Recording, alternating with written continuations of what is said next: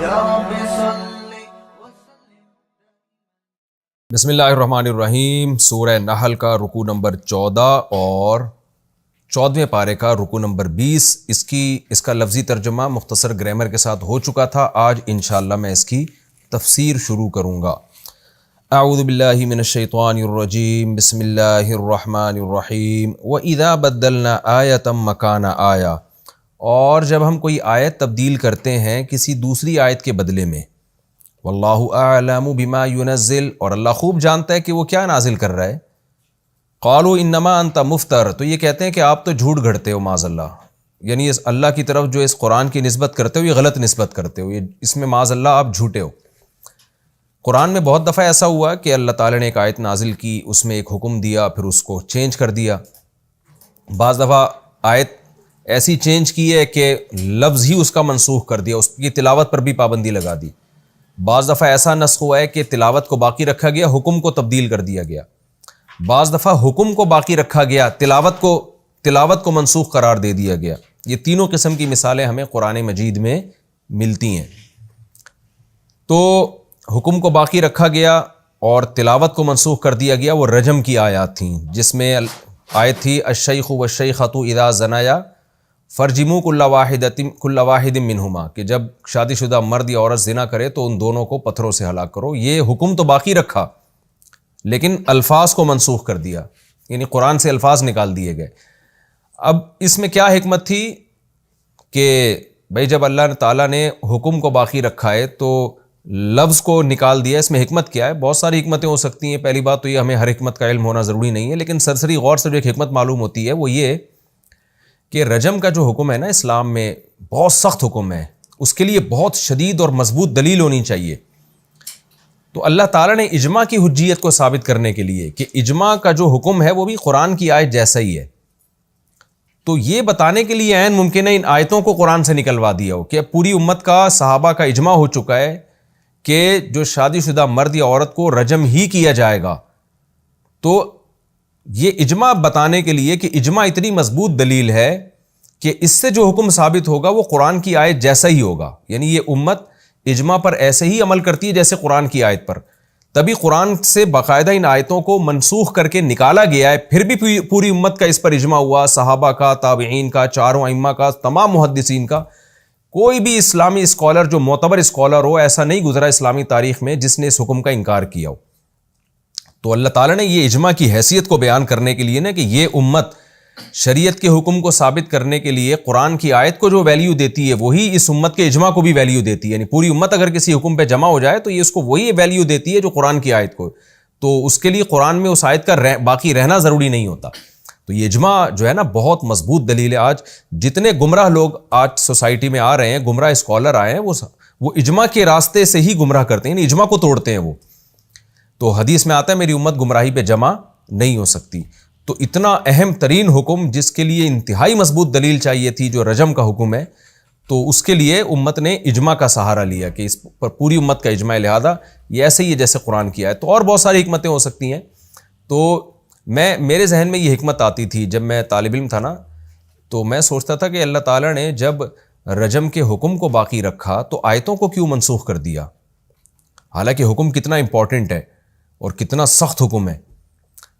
تو میرے ذہن میں یہ بات آتی تھی کہ اللہ تعالیٰ اس میں یہ بتانا چاہتے ہیں کہ یہ امت اجماع کو ایسے ہی فالو کرتی ہے جیسے قرآن کی آیت کو، یعنی قرآن کی آیت اگر منسوخ بھی ہو جائے گی، اگر اجماع ہوگا نا تو امت اس اجماع کو بہت ویلیو دے گی۔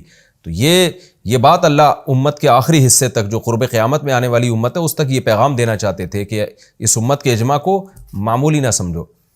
اللہ کا فضل ہے کہ میرے ذہن میں یہ نقطہ آیا، بعد میں الحمدللہ میں نے مفسرین میں جب دیکھا، جب طالب علمی کے دور ہمارا مکمل ہوا، جو ایک روایتی طالب علمی کا دور ہوتا ہے، تو مجھے بعض مفسرین کی طرف سے ان کی تفسیروں میں یہ بات صراحت سے مل گئی کہ اللہ نے اس بات کا بہت زیادہ امکان ہے کہ یہ حکمت ہو کہ تاکہ امت اجماع کو ویلیو دے، اور یہ بات ثابت ہو جائے کہ یہ امت اجماع کو وہی ویلیو دیتی ہے جو قرآن کی کسی آیت کو ویلیو دیتی ہے۔ اس کی وجہ ہے کہ یہ امت گمراہی پہ جمع نہیں ہو سکتی۔ یعنی اس سے ایک اہم بات یہ بھی ثابت ہوگی کہ آپ قرآن کی آیت کی ایسی تفسیر بیان نہیں کر سکتے جو اجماع امت کے خلاف ہو۔ آج کتنے اسکالرز ہیں جو قرآن کی آیتوں کی ایسی تفسیر کر رہے ہیں جو ان کی اپنی ذاتی رائے ہوتی ہے، اور ذاتی اجتہاد ہوتا ہے، اور وہ پوری امت پہ تھوپ دیتے ہیں اور پوری امت کو غلط قرار دے رہے ہوتے ہیں۔ تو ایسے کسی اسکالر کو آپ کبھی بھی نہ سنیں جو آپ کو اجماع امت کے خلاف لے کے جا رہا ہو، تمام فقہا صحابہ کا ایک رائے ہو اور وہ اس کے خلاف فتویٰ دے رہا ہو اور دلیل یہ دے رہا ہو کہ میں قرآن و حدیث کو مانتا ہوں، میں کسی اور کے فتوے کو نہیں مانتا، تو اس کی دلیل سے آپ کبھی دھوکے میں نہ آئیں۔ تو بہرحال جو آیت کا جو اصل مفہوم ہے وہ یہ کہ یہ مشرکین نے یہ کہا کہ اگر یہ اللہ کا کلام ہے تو یہ منسوخ کیوں ہوتا ہے بھائی؟ اللہ نے ایک آرڈر دیا تو اللہ اس آرڈر پہ قائم رہے نا، اس کو چینج کیوں کر رہا ہے؟ اس کی بہت ساری مثالیں پچھلے لیکچروں میں یہ مثالیں میں دے چکا ہوں۔ تو ان مثالوں میں اللہ نے جواب بھی دیا ہے کہ بھائی اللہ تعالیٰ اگر ایک آیت نازل کر رہے ہیں جو اس وقت کے لحاظ سے سوٹیبل ہے، وہ آرڈر اس زمانے کے لحاظ سے ہے، اور پھر اللہ اس کو چینج کر رہے ہیں اس لیے کہ دوسرے زمانے کے لحاظ سے وہ چینجنگ ہی کا تقاضا کرتا ہے، تو اس میں کیا حرج ہے؟ اس سے یہ تو نہیں ثابت ہوتا کہ یہ اللہ کا کلام نہیں ہے۔ یہ بات جب ثابت ہوگی کہ پہلے والا حکم غلط ہو یا دوسرے والا حکم غلط ہو، پھر یہ ثابت ہوگا کہ یہ اللہ کا کلام نہیں ہے، کیونکہ اللہ غلطی نہیں کر رہا۔ اس زمانے کے لحاظ سے وہی حکم تھا، اور جب زمانہ چینج ہوا تو اللہ نے حکم کو چینج کر دیا، تو یہ تو اس کے تقاضا ہے کہ یہ واقعی اللہ کا کلام ہے جو لوگوں کی مصلحت کو دیکھ کر نازل کیا جا رہا ہے۔ اور پھر جب اللہ تعالیٰ نے یہ بات اللہ کے علم میں تھی کہ اب ایسے احکام نازل کیے جائیں کہ اب وہ قیامت تک اس میں تبدیلی نہ ہو، تو پھر اللہ نے نبی صلی اللہ علیہ وسلم کے آخری دور میں جو احکام نازل کیے وہ ہمیشہ کے لیے ہو گئے۔ تو یہ جو تدریج آئی ہے، کیونکہ ابتدائی اسلام کا زمانہ تھا، اس میں احکام کی حیثیت کچھ اور تھی، لوگ نئے نئے مسلمان ہو رہے تھے، اسلام اسٹیبل نہیں ہوا تھا، اور بہت ساری برائیوں میں عرب مبتلا تھے، ان سے ایک دم سے چھڑوانا ممکن نہیں تھا۔ لیکن دو طرح کے احکام میں چینجنگ ہوئی ہے۔ ایک تو یہ کہ کچھ برائیاں ایسی تھیں کہ ان کو فوراً تبدیل کرنے میں یہ تھا کہ قوم شاید ممکن ہے تبدیل نہ ہو، یعنی بہت زیادہ مشکل میں پڑ جائے گی وہ۔ اور کچھ احکام ایسے تھے کہ برائی چھڑوانے کے لیے اس میں زیادہ سختی کا حکم تھا تاکہ ان کو اس برائی سے بچنے کی عادت ہو۔ تو ان دونوں طرح کے احکام آئے۔ مثال کے طور پر آپ شراب کو دیکھ لیں کہ شراب کے بارے میں پہلے کیا حکم آیا؟ یا ایھا الذین آمنوا لا تقربوا الصلاۃ وانتم سکارى، اے ایمان والو جب تم نشے کی حالت میں ہو تو نماز نہ پڑھو، نماز کے قریب مت جاؤ۔ اس میں اشارہ تھا کہ نشہ کرنے پر ہم پابندی نہیں لگا رہے، شراب پر پابندی نہیں ہے، لیکن نماز میں شراب پی کے نماز پڑھنے کی اجازت نہیں ہے۔ جب نماز کا جب ٹائم ہوگا تو شراب سے اجتناب کرنا ہے آپ نے۔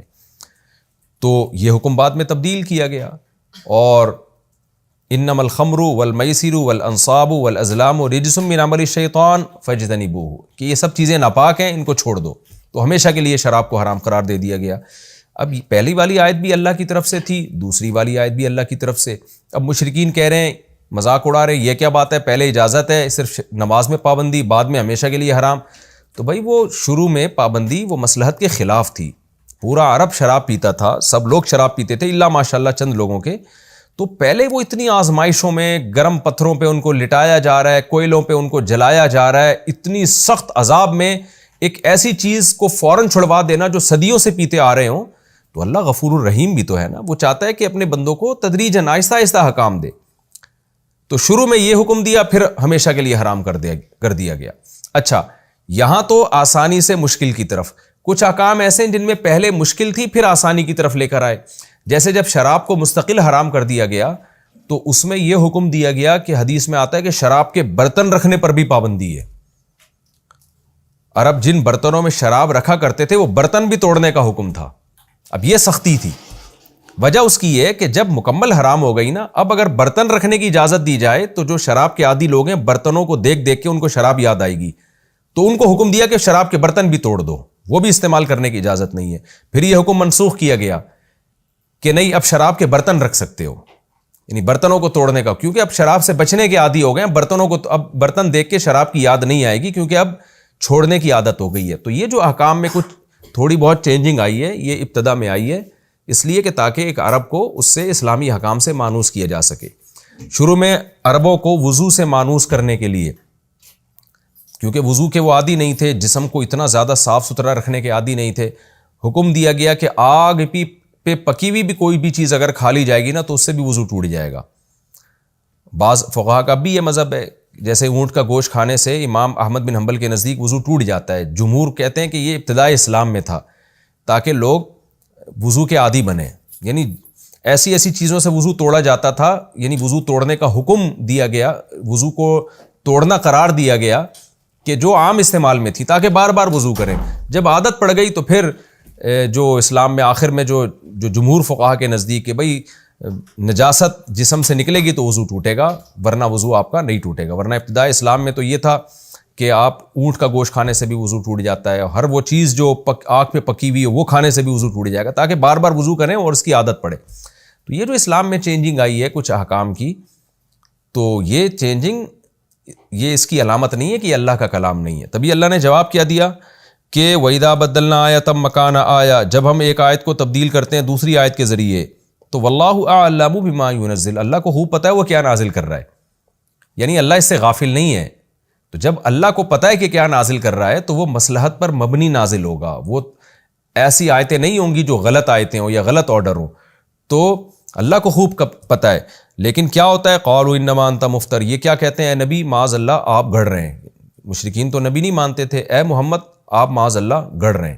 تو یہ غلط چیز کو دلیل بنا کے نبی صلی اللہ علیہ وسلم کو جھوٹا قرار دیتے تھے۔ قرآن کہتا ہے بل اکثرهم لا يعلمون، ان میں سے اکثر لوگ جانتے نہیں ہیں۔ کیا مطلب، جاہل ہیں، وہ باتیں کر رہے ہیں جو اہل علم پر زیب نہیں دیتی۔ اہل علم دلیل کو دلیل مانتے ہیں، ایسی چیز جو دلیل نہیں ہو اہل علم اس کو دلیل قرار نہیں دیتے۔ تو قرآن میں ایک آیت کا نازل ہو کے اس کا منسوخ ہو کے اس کی جگہ دوسری آیت کا نازل ہونا، یہ اس بات کی دلیل نہیں ہے کہ نبی صلی اللہ علیہ وسلم نے اس کلام کو خود سے گھڑ لیا ہے۔ قُلْ نَزَّلَهُ روح القدس، اے نبی آپ ان سے کہہ دیجئے اس کلام کو نازل کیا ہے مقدس روح نے، یعنی جبریل نے، من ربک بالحق، آپ کے رب کی طرف سے، بالکل حق کے ساتھ، باطل کے ساتھ نہیں، لیثبت الذین آمنوا، تاکہ ایمان والوں کو ثابت قدمی نصیب ہو۔ تبھی جب آیتیں نازل ہوتی ہیں اور تدریجاً نازل ہوتی ہیں تو اہل ایمان کا ایمان کم ہونے کے بجائے اور زیادہ بڑھتا ہے۔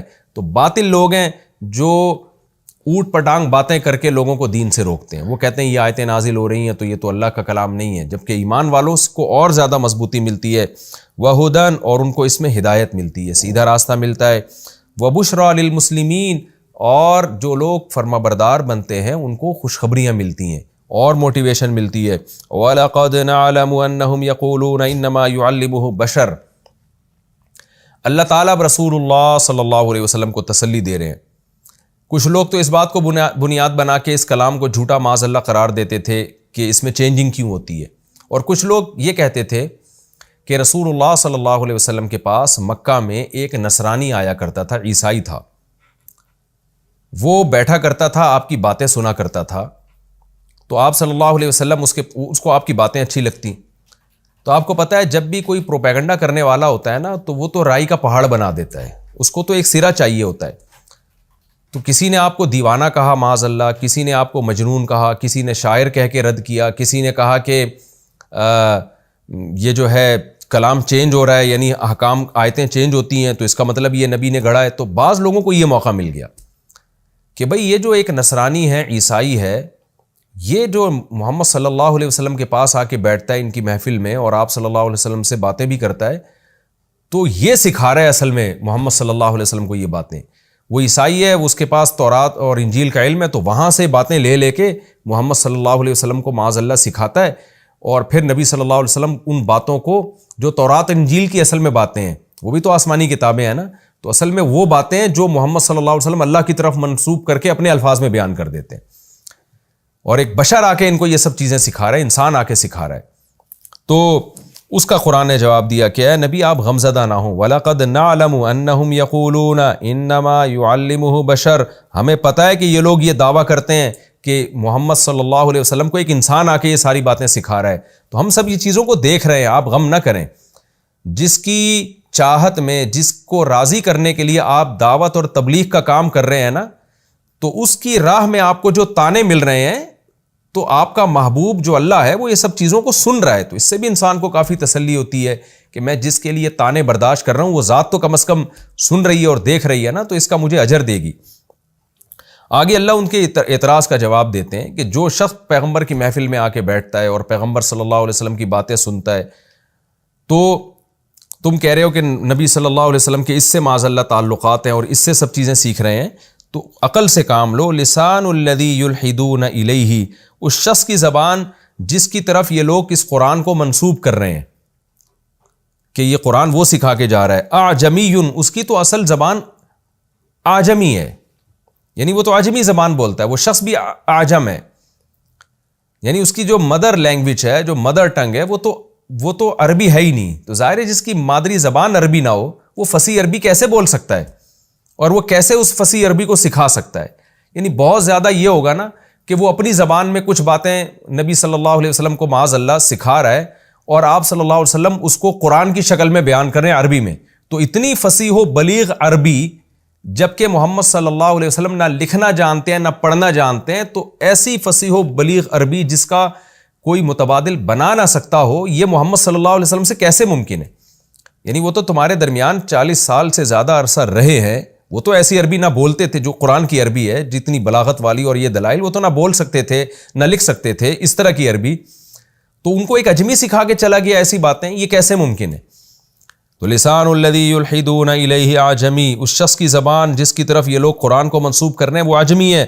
وہذا لسان عربی مبین، اور یہ قرآن تو ایک زبان ہے جو عربی ہے، مبین، خالص، بہت واضح انداز میں بیان کرنے والی. اتنی بلاغت والی عربی ایک اجمی کیسے ایسا کلام سکھا سکتا ہے؟ یعنی ایسے ہی ہے جیسے میں اردو میں بہترین تقریر کر رہا ہوں، آپ کہیں کہ یہ اس نے اسکول میں نہیں پڑھی، اس کو ایک انگریز یہ تقریر سکھا کے جاتا ہے، تو آپ کیا کہیں گے؟ بھائی وہ انگریزی بولنے والا آدمی اردو میں اتنی اچھی تقریر کیسے سکھا کے چلا گیا؟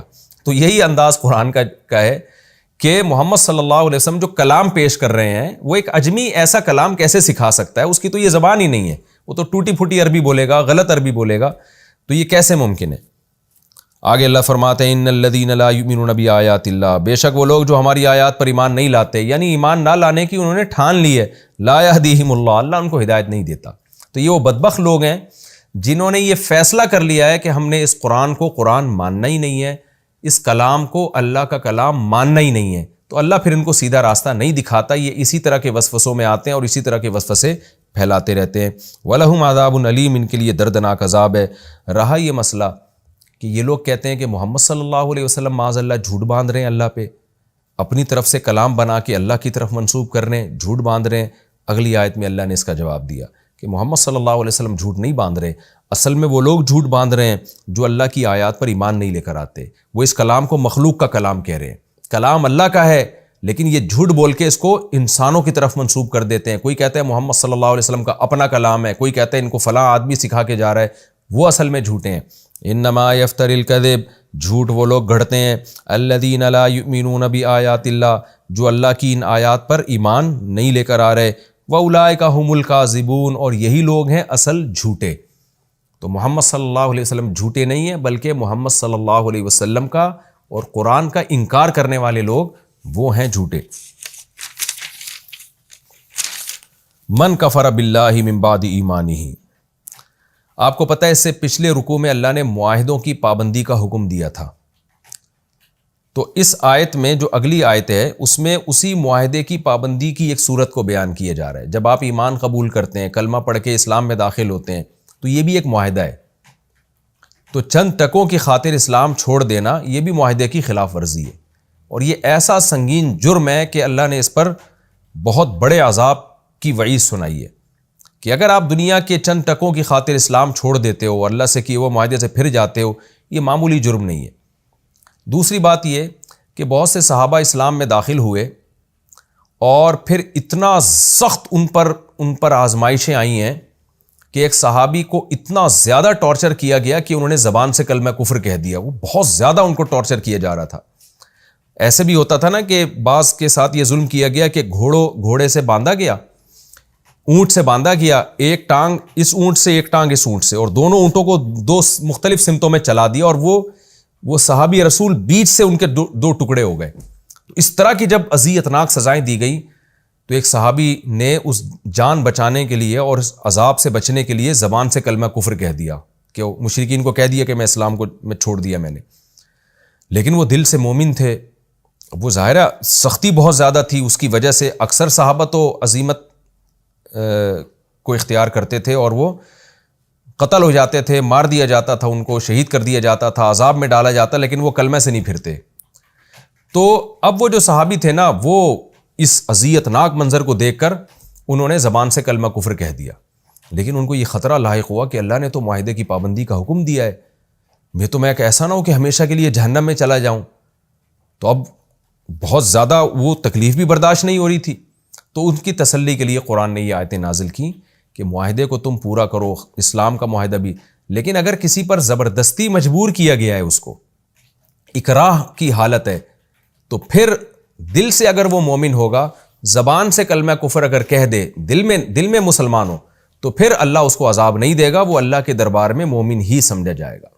تو یہ اس آیت کا مفہوم ہے. اللہ تعالیٰ فرماتے ہیں من کفر باللہ، جو اللہ کے ساتھ کفر کرے. اللہ کے ساتھ کفر کا مطلب اللہ کا انکار، شرک، ختم نبوت کا انکار، جو بھی اسلام کے بنیادی عقائد ہیں جو قرآن و حدیث میں بہت وضاحت کے ساتھ بیان کیے گئے، ان میں کسی عقیدے کا انکار بھی اللہ کے ساتھ انکار ہی ہے. اس مضمون کو قرآن میں کئی جگہ بیان کیا جا چکا ہے، میں اس کو ریپیٹ نہیں کرتا. من بعد ایمانی ہی، ایمان لانے کے بعد. الا من اکرہ، ہاں وہ جس کو مجبور کیا جائے. وقلبہ مطمئن بالایمان، اور اس کا دل ایمان پر مطمئن ہو. یعنی دل میں وہ یہ کہے کہ اللہ میں دل سے کافر نہیں ہو رہا، میں اب اس مصیبت اور تکلیف سے بچنے کے لیے زبان سے کفر کا اقرار کر رہا ہوں بس. ولیکن من شرح بالکفر صدرا، ہاں جو دل سے کافر ہوگا، جو دل میں بھی کافر ہو جائے گا، یعنی اسلام کو عملاً اور عقیدتاً چھوڑ دے گا. فعلیہم غضب من اللہ، تو ان لوگوں پر اللہ کا غضب ہے. وَلَهُمْ عَذَابٌ عَظِيمٌ، اور ان کے لیے بہت بڑا عذاب ہے. تو اس آیت میں اللہ نے مرتد ہونے والوں کو بڑی شدید وعید سنائی ہے. تو ایک صورت میں آپ زبان سے کلمہ کفر ظاہر کر سکتے ہیں کہ آپ کو بہت زیادہ مجبور کیا جائے. اس آیت سے بھی پتہ چلا کہ جس کو مجبور نہ کیا جائے، وہ اگر زبان سے کلمہ کفر کہہ دے نا، تو وہ حقیقت میں بھی کافر ہو جائے گا، چاہے وہ دل سے کافر نہ بھی ہو. خوب سمجھ لیں، اس پر پوری امت کا اجماع ہے کہ اگر کوئی مذاق میں بھی اپنے آپ کو کافر کہہ دے، دل میں اس کے کافر ہونے کی نیت نہ ہو، تو وہ حقیقت میں کافر ہو جاتا ہے، اس کا نکاح ٹوٹ جاتا ہے، اس کا حج باطل ہو جاتا ہے. اس کو باقاعدہ دوبارہ اسلام قبول کرنا پڑے گا، دوبارہ نکاح کرنا پڑے گا، حج ضائع ہو گیا، حج دوبارہ کرنا پڑے گا. جیسے بعض لوگ نیشنلٹی حاصل کرنے کے لیے اپنے آپ کو قادیانی لکھ دیتے ہیں، مسلک چینج کر دیتے ہیں اپنا، ایسا مسلک جو اہل سنت والجماعت کا نہیں ہے، جو گمراہ فرقہ میں اپنے آپ کو شو کر دیتے ہیں. تو یہ بہت بڑا جرم ہے. اور وہ کہتے ہیں ہم نے تو بھائی ایک باہر جانے کے لیے کیا یہ کام. تو خوب سمجھ لیں کہ یہ بھی کافر ہو جائے گا، کیونکہ کلمہ کفر زبان سے کہنے کی اجازت اللہ نے حالت اکراہ میں دی ہے. اکراہ کیا ہے میں اس کی ڈیٹیل ابھی بتاتا ہوں. اکراہ میں اللہ نے اجازت دی ہے. اکراہ کے علاوہ زبان سے کہیں گے تو حقیقت میں کافر ہوں گے، چاہے دل میں نہ بھی ہوں. تو اس لیے مذاق میں بھی کبھی اپنے آپ کو غیر مسلم نہ کہیں، اور ڈاکومنٹس میں کبھی غیر مسلم نہ لکھیں اپنے آپ کو. ویزا حاصل کرنے کے لیے، نیشنلٹی کے لیے لوگ کر دیتے ہیں، قادیانی لکھ دیتے ہیں. پہلے ایک زمانے میں لوگ یورپ کے ویزے کے لیے اپنے آپ کو قادیانی لکھ دیتے تھے، تو واقعی وہ کافر ہو جائے گا. یہ بہت بڑا جرم ہے. ہاں اکراہ کی حالت میں اگر آپ زبان سے کلمہ کفر کہتے ہیں تو پھر اللہ نے اجازت دی ہے. اس کو رخصت کہتے ہیں. رخصت کا مطلب ہوتا ہے عزیمت. تو یہی ہے کہ آپ برداشت کریں، اور قتل کر دیا جائے آپ کو تو آپ شہید کہلائیں گے. دیکھیں کچھ احکام ایسے ہیں، جیسے آگے اگلی آیتوں میں آ رہا ہے اگلے رکوع میں، کہ حرام کھانے کی آپ کو اجازت ہے جان بچانے کے لیے. تو خوب سمجھ لیں وہ اجازت فرض کے درجے میں ہے. اگر کوئی شخص مر رہا ہو، موت کا شکار ہو رہا ہو، بھوک سے مرنے والا ہو اور خنزیر پڑا ہوا ہو، تو صرف اجازت نہیں بلکہ عزیمت ہے، یعنی اس کو کھانا پڑے گا. نہیں کھائے گا اور مر گیا تو خودکشی کا گناہ ہوگا. تو یہ رخصت عزیمت کے معنی میں، یہ فقہ کی ٹرم ہے، آپ لوگ کو شاید یہ سمجھ میں نہ آئے، لیکن جو علماء ہیں وہ سمجھتے ہیں کہ یہ ہے تو رخصت، لیکن حقیقت میں حکم ہے، آرڈر ہے.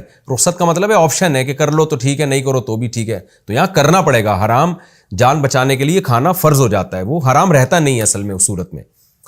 لیکن ایمان جو ہے اس میں جو اللہ نے اجازت دی ہے، تو یہ اجازت رخصت کے معنی میں ہے، یعنی آپشنل ہے، کہ آپ جان بچانے کے لیے زبان سے کلمہ کفر کہہ بھی سکتے ہیں، اور یہ بھی آپ کو حق ہے کہ جان نہ بچائیں اور ایمان پر قائم رہیں اور اگلا آپ کو قتل کر دے. تو یہ شہادت کہلائے گی پھر. یعنی ایسی صورت میں کلمہ کفر کہنا فرض نہیں ہو جاتا، جائز ہو جاتا ہے. کیونکہ بہت سارے صحابہ تھے جن کو قتل کیا گیا، بہت ٹارچر کیا گیا، انہوں نے کلمہ کفر نہیں نکالا زبان سے اور وہ شہید ہو گئے. تو اس لیے جو ہے نا قرآن کی آیتوں کا ہمیں علماء سے جو صدیوں سے فقہا چلے آ رہے ہیں انہوں نے جو تشریح کی ہے احکام کی، اسی تشریح کو فالو کرنا پڑے گا۔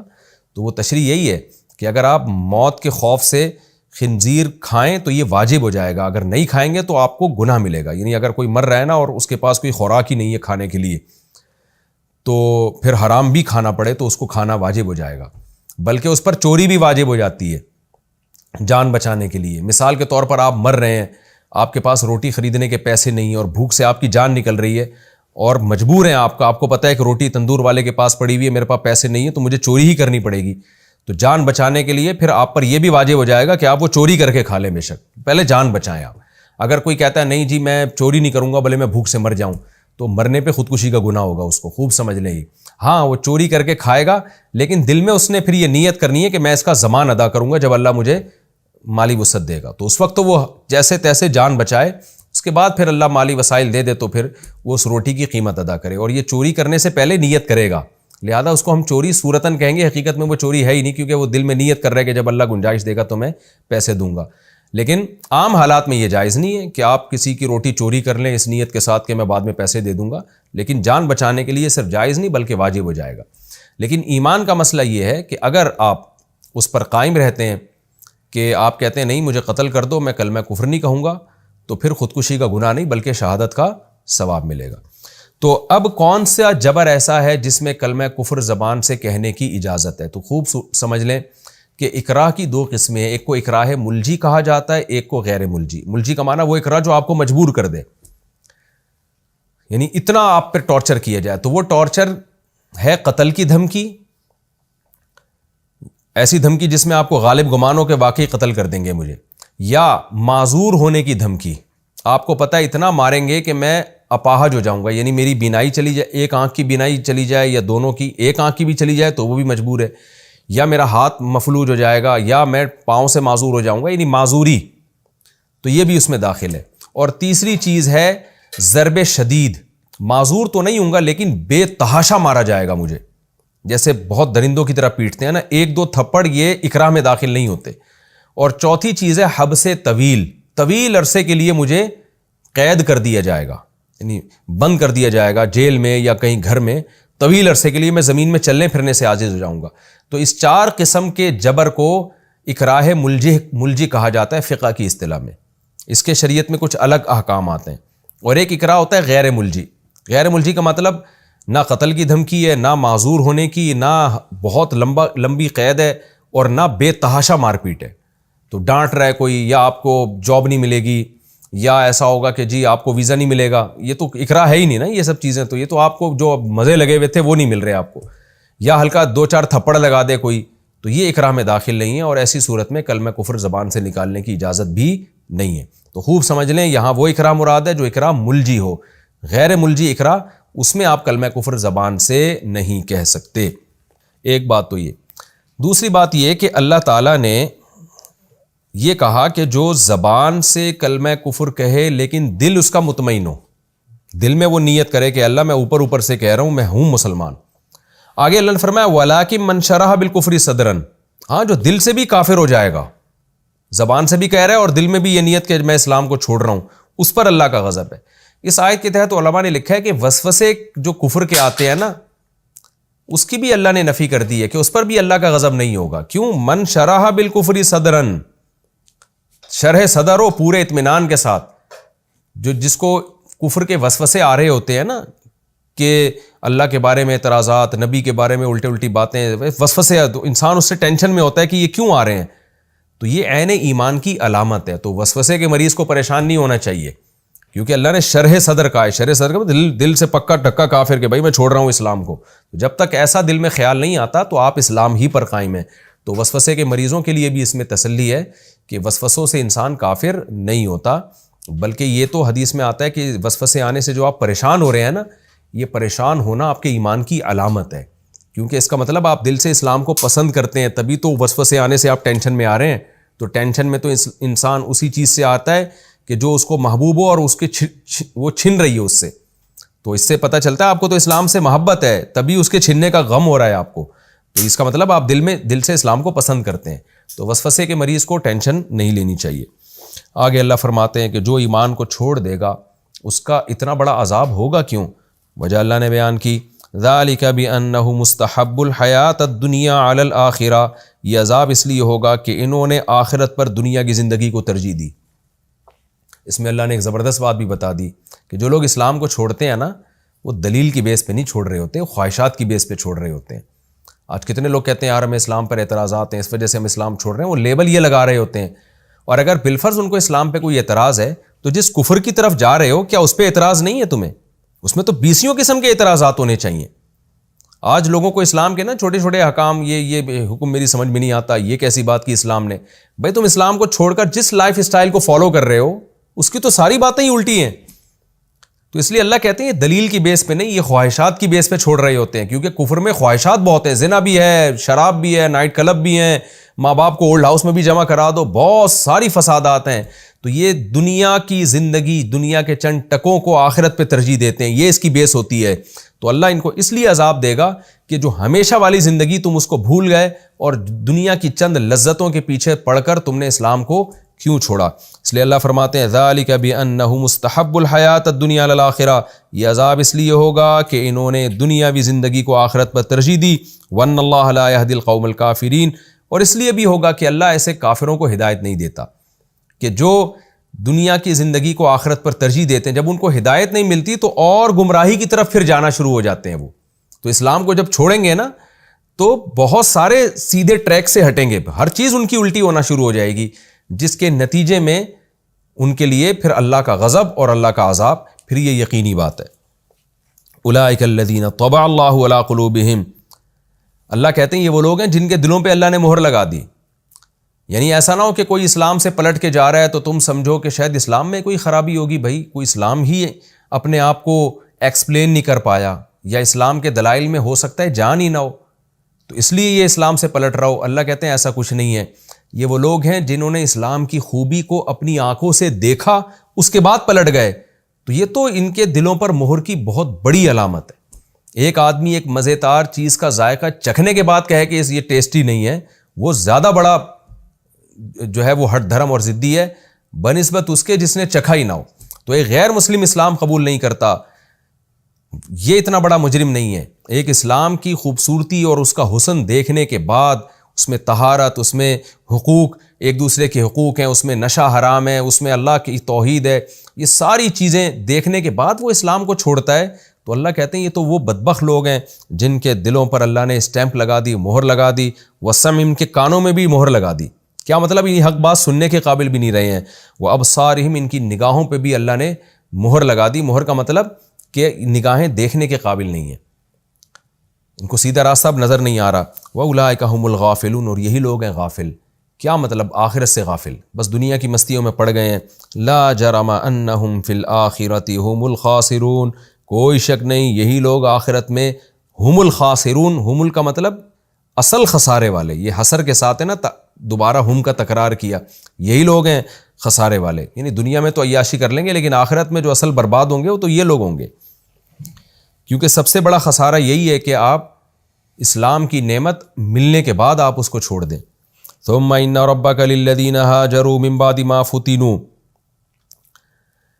اب چونکہ اس آیت کا ایک شان نزول تھا نا، صحابی رسول تھے جو مکہ میں ان پر اتنا ظلم ہوا کہ انہوں نے ظاہری طور پر اسلام کو چھوڑ دیا، تو بعد میں وہ ٹینشن میں آئے کہ میں کہیں کافر تو نہیں ہو گیا، میرے اعمال برباد تو نہیں ہو گئے، تو اللہ نے ان کو تسلی دی کہ نہیں نہیں نہیں، اگر کسی کو جبر کیا جائے، وہ زبان سے کلمہ کفر کہہ دے تو اللہ اس کو سزا نہیں دے گا۔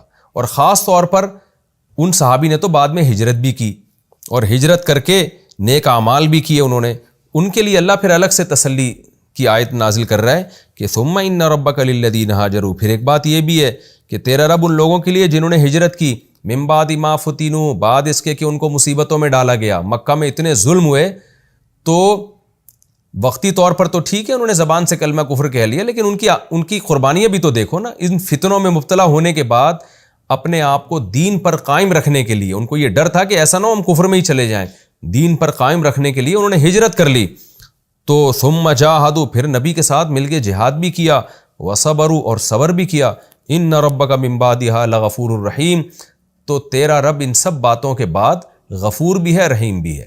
یعنی وہ تو اس سے پہلے بھی غفور الرحیم ہے، تو جس نے اتنی بڑی بڑی قربانیاں دے دیں وہ اس کے ایمان کو ضائع کیوں کرے گا؟ ان صحابی نے تو بڑی بڑی قربانیاں دی ہیں، ہجرت بھی کی، جہاد بھی کیا، صبر بھی کیا، تو اللہ کیسے ان کی قربانیوں کو ضائع کر دے گا؟ تو اللہ تو اور غفور ہے اور ان کے لیے اور زیادہ رحم کرنے والا ہے۔ تو یہ ہمارا رکوع الحمدللہ کمپلیٹ ہو گیا، سورہ نحل کا رکوع نمبر 14 اور 20۔ یہ رکوع بھی آسان ہے، اور اس میں جو اہم مضمون تھا وہ اہم مضمون یہی تھا کہ ایک تو قرآن کی جو آیتیں منسوخ ہوئی ہیں اس میں حکمت تھی، نمبر 2 رسول اللہ صلی اللہ علیہ وسلم کی نسبت جس کی طرف کرتے تھے کہ وہ سکھا کے جاتا ہے، تو اللہ نے اس کی نفی کی، وہ اجمی ہے، وہ یہ قرآن عربی زبان میں نازل ہوا ہے، اور ویسے بھی وہ ہمیشہ ساتھ نہیں رہا۔ جب ہجرت کی آپ نے مدینہ آ گئے تو پھر کہاں سے آیتیں نازل ہوتی تھیں، پھر کہاں سے مضمون آتے تھے، تو یہ ایک فضول قسم کا اعتراض تھا جو مشرکین نے ایک جو ہے نا شوشہ چھوڑا ہوا تھا۔ پھر اللہ نے اس رکوع میں یہ بھی بتایا کہ اصل جھوٹے وہ لوگ ہیں جو سارے دلائل دیکھ رہے ہیں، وحی نازل ہوتے ہوئے دیکھ رہے ہیں، نبی پر جو وحی کی کیفیات نازل ہوتی تھی نا وہ تو نظر آتی تھی، شدید سردی میں آپ کو پسینہ آتا تھا، یہ سب عمل اپنی آنکھوں سے دیکھ رہے تھے، اور پھر منسوب کر رہے ہیں کہ فلاں بندہ سکھا کے جا رہا ہے۔ تو اللہ کہتے ہیں کہ یہ سب دلائل دیکھنے کے بعد جو قرآن کا انکار کرے نا اصل جھوٹے وہ لوگ ہیں۔ پھر اللہ نے یہاں اکراہ کا مسئلہ بیان کیا کہ ظاہری طور پر جبر کی حالت میں اگر کوئی اسلام چھوڑ دیتا ہے زبان سے، دل میں وہ مومن ہے، تو اللہ اس کے اسلام کو قبول کرے گا۔ تو اس میں ان غیر مسلموں کے لیے بھی ہے کہ جو اسلام قبول کرتے ہیں تو ان کے رشتہ دار ان کو قتل کی دھمکیاں دیتے ہیں۔ ان غیر مسلموں سے بھی ہم کہتے ہیں، خاص طور پہ جو بچیاں ہیں، لڑکیاں ہیں اپنے گھروں میں، ہندو لڑکیاں، عیسائی لڑکیاں، سکھ لڑکیاں، وہ اسلام کو پسند کرتی ہیں، لیکن ان کو ڈر ہے کہ اگر ہم مسلمان ہو گئے تو ہماری سوسائٹی بائیکاٹ کرے گی، ہم بہت مصیبت میں پھنس جائیں گے۔ تو ان کے لیے بھی اس میں تسلی ہے کہ بھئی آپ تنہائی میں کلمہ پڑھ کے آپ دل سے اسلام کو قبول کر لیں، اور جب آپ کو یہ خطرہ ہو کہ ٹارچر کیا جائے گا تو زبان سے آپ اس کا اقرار نہ کریں۔ مجبوری میں آپ زبان سے کہہ دیں کہ میں ہندو ہوں، میں سکھ ہوں، میں عیسائی ہوں، لیکن دل میں آپ اللہ سے اپنا معاملہ سیدھا رکھ لیں، تو اللہ اس کو بھی قبول کر لے گا۔ تو کتنی بڑی اللہ نے ان غیر مسلموں کے لیے بھی آسانی کر دی۔ پھر چھپ کے جتنی نماز کی توفیق ملتی ہے آپ پڑھ لیں، جو پڑھ نہیں سکتے بعد میں پھر جب اللہ حالات اچھے کر دے تو اس کو قضا کر لیں آپ۔ تو یہ اللہ کی طرف سے ایک اجازت ہے، اس میں ان غیر مسلموں کے لیے بھی رحمت ہے کہ اللہ اس طرح بھی قبول کر لے گا۔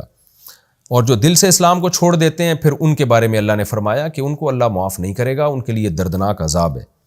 تو یہ رکوع ہمارا کمپلیٹ ہو گیا الحمدللہ، اور وقت ہمارا بہت تھوڑا باقی ہے، 1.5-2 منٹ باقی ہیں، اس میں اگلا رکوع ہم شروع نہیں کر سکتے۔